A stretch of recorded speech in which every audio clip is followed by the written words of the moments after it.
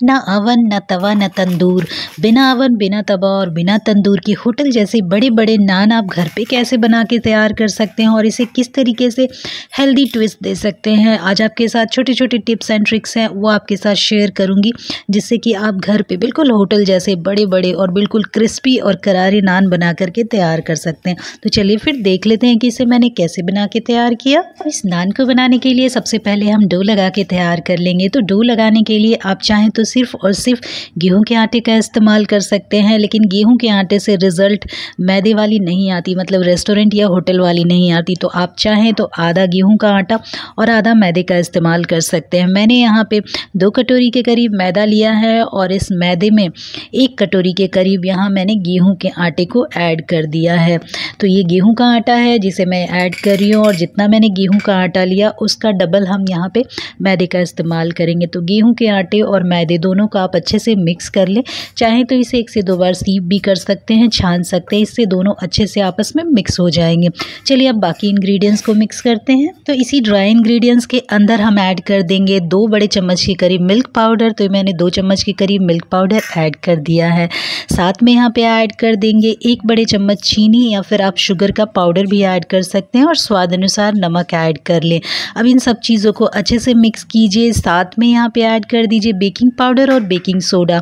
तो यहाँ पे बेकिंग पाउडर मैंने 1 टीस्पून लिया है और बेकिंग सोडा ½ टीस्पून लिया है। तो ये हमारे सारी ड्राई इंग्रेडिएंट्स हो गए। इन सारी चीज़ों को अच्छे से मिक्स करके आप चाहें तो एयर टाइट कंटेनर के अंदर स्टोर कर सकते हैं और ये नान की आपकी प्रीमिक्स बन के तैयार हो गई। तो जब भी आपको बनाना हो नान, आप इस डब्बे से निकालें और इसे डो लगा करके तैयार कर सकते हैं। तो ये आपका प्रीमिक्स है। चलिए आगे बढ़ते हैं।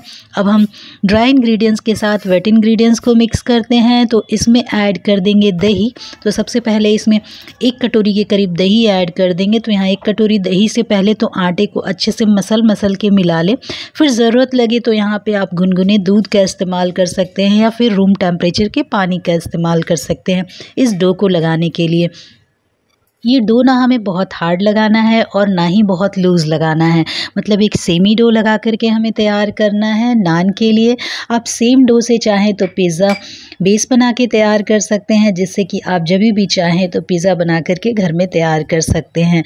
तो ये देखिए बातों बातों में हमारा डो लग करके तैयार हो चुका है। तो बस इसी तरीके से डो लगाना है। जब आपका डो लग करके तैयार हो जाए तो यहाँ पे हम लगभग 1 से 1.5 बड़े चम्मच के करीब रिफाइंड ऑयल का इस्तेमाल करेंगे। तो ये देखिए रिफाइंड ऑयल इस तरीके से इस्तेमाल करना है और इसे अच्छे से गूंदना है लगभग 2 से 3 मिनट और ये हमारा डो लग के तैयार हो गया। ऊपर से इसे अच्छे से ऑयल से ग्रीस करेंगे और इसे गुनगुना गर्म किए हुए कुकर के अंदर रख दें या फिर किसी वार्म प्लेस में रख दें जहाँ पे कि अच्छे से फर्मेंट हो सके। तो इसे किसी गर्म जगह पे रख दीजिए या फिर अपने प्रेशर कुकर को हल्का गर्म कीजिए और उसमें इसे बंद करके लगभग 45 मिनट्स के लिए या फिर 1 घंटे के लिए इसे किसी गर्म जगह पे रख दीजिए। तो मैं इसे इसी तरीके से कवर करके और अवन के अंदर डाल दूंगी ताकि ये अच्छे से फर्मेंट हो जाए।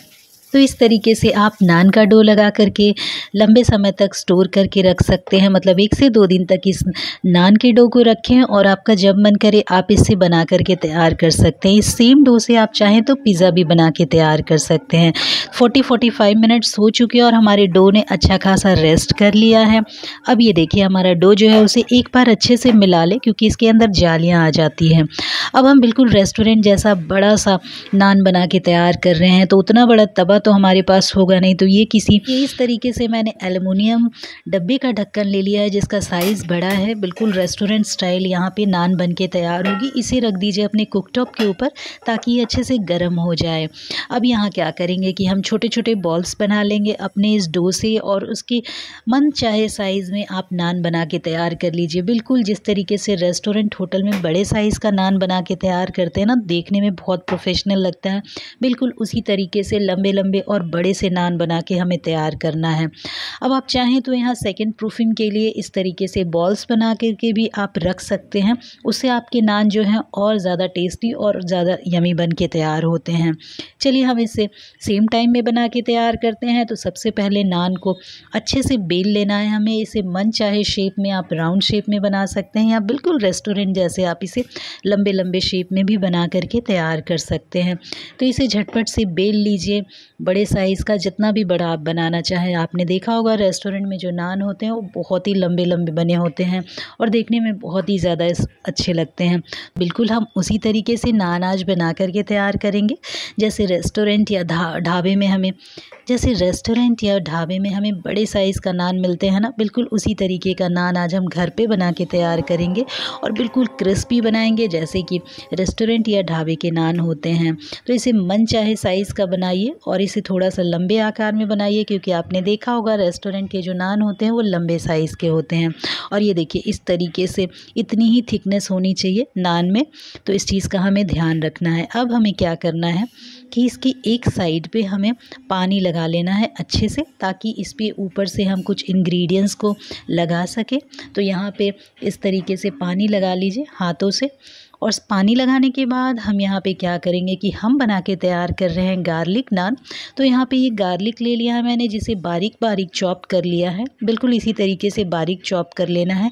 अब यहाँ पे थोड़े से गार्लिक को हम स्प्रिंकल कर देंगे।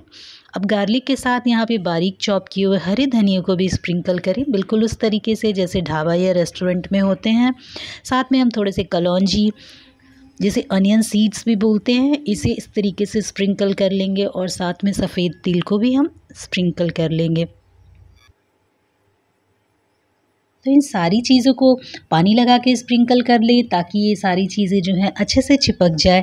अब बेलन की सहायता से इसे 1 से 2 बार चला लेंगे और दूसरे साइड में, जिस साइड को हम नीचे की तरफ रखेंगे, उसमें हम पानी लगा देंगे ताकि वो इस ढक्कन के ऊपर अच्छे से चिपक जाए। अगर आप ढक्कन पे पानी नहीं लगाएंगे तो पलटने के बाद वो आपके कुकटॉप के ऊपर गिर सकता है। नान जो है कुकटॉप के ऊपर गिरने लगेंगे। तो आप चाहें तो इस ढक्कन के ऊपर 2 से 3 चम्मच के करीब पानी डाल दें, या फिर नान के ऊपर अच्छे से पानी लगा दें ताकि ये अच्छे से चिपक जाए। ये देखिए इस तरीके से पलट करके इसे अच्छे से सेकेंगे, बिल्कुल क्रिस्पी होने तक। मतलब जितना आपको क्रिस्पी नान चाहिए आप उतना इसे उलटते पलटते हुए अच्छे से सेकिए। और ये देखिए बिल्कुल रेस्टोरेंट जैसे, ढाबे जैसे बड़े साइज़ के और क्रिस्पी और करारे नान आप घर पे बना के तैयार कर सकते हैं, जो बहुत ही शानदार लगते हैं देखने में और बहुत ही ज़्यादा यम्मी लगते हैं खाने में। तो इस तरीके से आप बहुत ही आसानी से और अपने मन चाहे साइज़ के, ये देखिए कितने क्रिस्पी बने हैं। तो आप अपने मन के हिसाब से इसे क्रिस्पी और करारे बना के तैयार कर सकते हैं और बड़े साइज़ के बिल्कुल रेस्टोरेंट जैसे प्रोफेशनल तरीके से आप इस तरीके से घर पे नान बना करके तैयार कर सकते हैं। अब इसे आप चाहें तो 2 पीसेज़ में कट कर सकते हैं, या फिर रेस्टोरेंट की तरह आप इसे 4 पीसेज़ में भी कट करके और इसे आप इंजॉय कर सकते हैं। ऊपर से इस पर हम लगाएंगे बटर, क्योंकि हम बना रहे हैं बटर गार्लिक नान, तो ऊपर से इस पर ढेर सारा बटर आप इस तरीके से ग्रीस कर लीजिए। आप चाहें तो बटर को लिक्विड फॉर्म में करके भी लगा सकते हैं, या फिर इस तरीके से भी आप बटर को लगाएं। गर्मा गर्म इसे लगाइए और गर्मा गर्म इसे आप इंजॉय कीजिए। बहुत ही शानदार लगते हैं खाने में, बहुत ही ज़्यादा यमी और बहुत ज़्यादा टेस्टी लगते हैं। तो मैंने तो इसे एक सिंपल सी पनीर की सब्ज़ी के साथ सर्व किया है, जो बहुत ही ज़्यादा यमी लग रहे हैं खाने में। तो इस पनीर की सब्ज़ी के साथ आप भी सर्व करें और साथ में आप इसमें थोड़े से प्याज के लच्छों का इस्तेमाल कर सकते हैं और बटर नान। बस आप इसे लंच में खा सकते हैं या फिर आप इसे डिनर में खा सकते हैं। बहुत ही शानदार लगते हैं खाने में, बहुत ही ज़्यादा यमी लगते हैं और बहुत ज़्यादा टेस्टी लगते हैं। गर्मा गर्म बनाइए और अपनी फैमिली एंड फ्रेंड्स के साथ इसे इंजॉय कीजिए। आई होप आपको ये बिना तंदूर बिना अवन वाले बटर गार्लिक नान की रेसिपी अच्छी लगी हो। अगर अच्छी लगी हो तो इसे अपने फैमिली एंड फ्रेंड्स के साथ शेयर करना बिल्कुल ना भूलें, और इस तरह के डेली वीडियो के लिए आप मेरे चैनल को सब्सक्राइब करना बिल्कुल ना भूलें। आई होप आपको मेरी रेसिपी अच्छी लगी हो तो लाइक कीजिए, शेयर कीजिए और सब्सक्राइब कीजिए।